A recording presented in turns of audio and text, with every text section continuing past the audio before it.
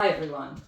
We know about the concept of monopoly. We understand that monopoly market structure shows the dominance of one business in the market. It also shows how a seller in a certain industry is dominant enough to control the prices and the quantity that they are going to sell in the market. So today we are going to learn a flip side of monopoly.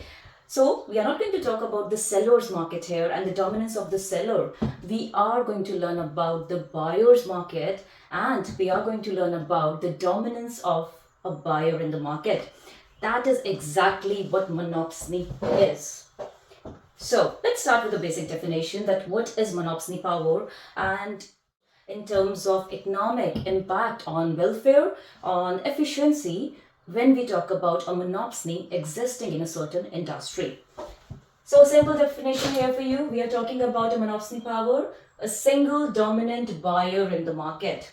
Now, what you can remember from here is that when we think about monopsony power in the market, in any certain industry, it could exist in the product market and it will exist in the labor market as well. So for your A levels, when we try to learn, when we try to understand the concept of monopsony, we are trying to understand that how it can lead to inefficiencies, or let's say potential market failure in the labor market and also in the product market.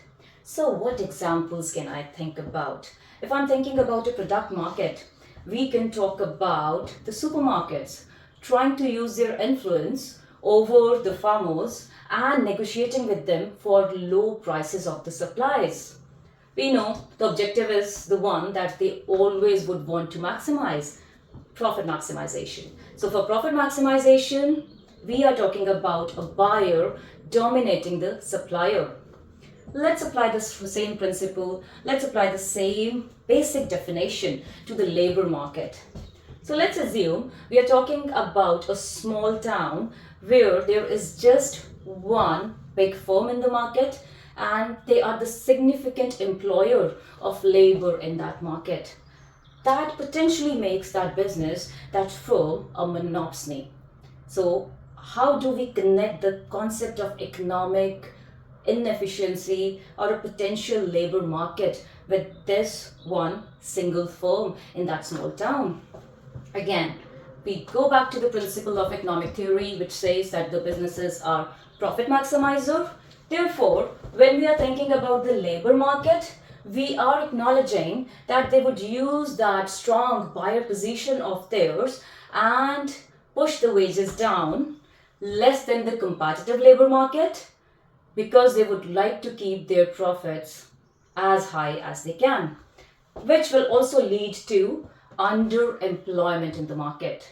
So let's have a look. We'll try to apply the concept of monopsony in labor market and try to then further get into the detail that who will be the losers in this case and who are going to be the winners. So let's have a look. Alright, so when we look at the diagram, this is a labor market diagram. But yes, you can remember, you can apply the concept of monopsony inefficiency both in the labor market or in the product market. So let's start. When we are talking about the labor market, we will start with our basic assumption that will be stage 1. So stage 1 is showing us W1. That means W1 wages and employment at E1 is going to show us that the competitive labor market is giving wages or is providing wages where labor demand and labor supply interact with each other. So that looks like a perfect market. We are not seeing any sort of surplus or any sort of shortage in the market. And at this stage, we don't even see any aspect of inefficiency at this stage. However, we bring our knowledge back about monopsony. They are dominant in the market. They might be the single most or let's say the largest most firm which is going to hire majority of the labor in that industry. So the workers, they do not have a lot of choice to choose from. So they might end up working for that particular business in this case. So we have a labor supply curve.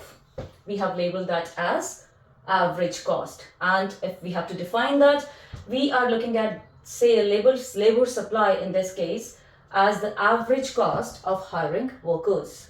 Then we also have a downward sloping labor demand curve, and we can label that as MRPL. So what is marginal revenue productivity of labor? That is going to take into account two additional concepts. So MRPL takes into account the additional revenue that the business is going to gain by hiring an extra worker. We also have to remember that the businesses are profit maximizer. Therefore, we will go back to the concept of MR equals MC. That will be the point of profit maximization. So we have our curves in place. We have AC curve, which is the original labor supply curve. Then we have MRPL, which is the demand for labor curve. And then we also add another curve, which is about marginal cost. So this curve is going to show us that what would be the cost for the business to hire an additional worker. Now, where would they like to employ the labor? We know they are profit maximizer, therefore they will employ the labor where MR intersects with MC. So you can see that at this stage, at this point, the amount of, or let's say the level of employment is way less than the competitive labor market that we talk about. So one thing which we can understand from this graph is that why monopsony is known to be a cause of potential labor market failure. That is because based on their self-interest of profit maximization, they are leading to underemployment in the market. So what could be the criteria, what could be the scenarios where we can think about that underemployment? They might not hire employees on full-time basis. They might hire them on zero-hour contracts, for example. It could be to do with temporary contracts or casual working hours. Overall, anything and everything that can maximize their profits at the cost of the workers' financial well-being and their working conditions well-being. So, we understand looking at this graph that this is the level of employment that will be happening in the market when we think about a monopsony power. But what about the wages? Now, definitely their wages are coming at the cost of workers' financial welfare. So what we assume is based on the criteria that they will push the wages down, and the wages will be way lower than the competitive labor market wages. Therefore, the market failure. So that was a basic idea about the diagram. Keep it simple for yourself, keep it easy for yourself. Remember, when we are thinking about MRPL, we are talking about the demand of labor, and whenever they are going to hire any additional worker, they want to see what would be the revenue that they are going to gain. Therefore, this monopsonist is going to hire the labor till the point MR equals MC, because that is the point of profit maximization. However, not justified because the workers are not being paid the wages at that level. Their profit maximization is coming at the cost of underemployment and low wages that are being paid to the workers in this case.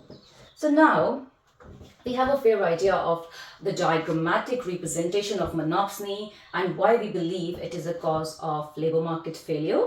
Let's now try to think about the stakeholders in this case. Let's try to think about the losers and winners in this case. So, if we have a look here, you can see that a monopsonist is definitely going to be, see who will be the winners and who will be the losers in this case.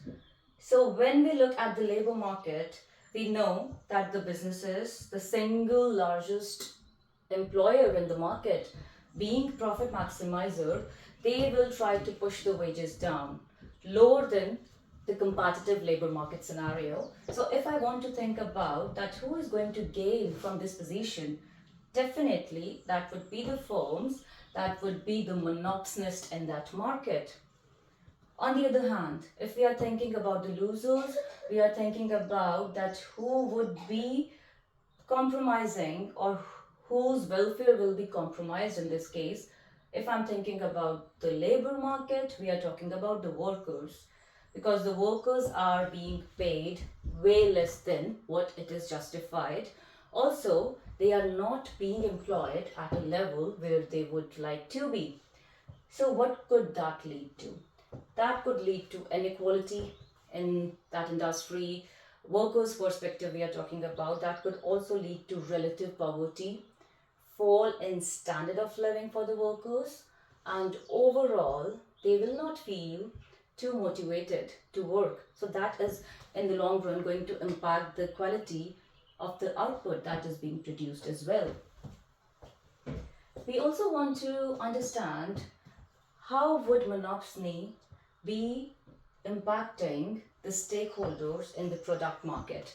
So product market, we want to think about the businesses who will pressurize their suppliers. It's a buyer's market. They are going to pressurize their suppliers, and they will ensure that the supplies to these businesses come at a low cost so that they can maximize their profits. So when we are thinking about the suppliers market, we are thinking about that how the suppliers profitability will be impacted because of that negotiation, which might not be justified, because the businesses, for example the supermarkets, they are trying to increase their profits at the cost of suppliers who are not as strong, for example the farmers, as these big supermarkets. So that was all about the concept of monopsony. Remember, as I said before, it exists in the product market and it exists in the labor market as well. It is the buyer market. The diagram that we had a look at, it is to do with monopsony in labor market scenario.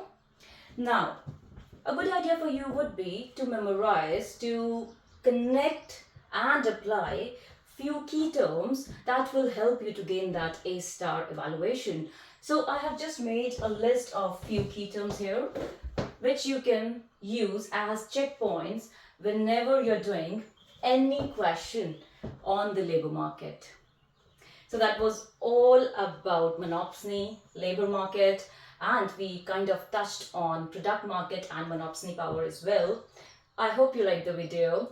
Let me know what would be the next topic that you would like me to cover. Have a nice day.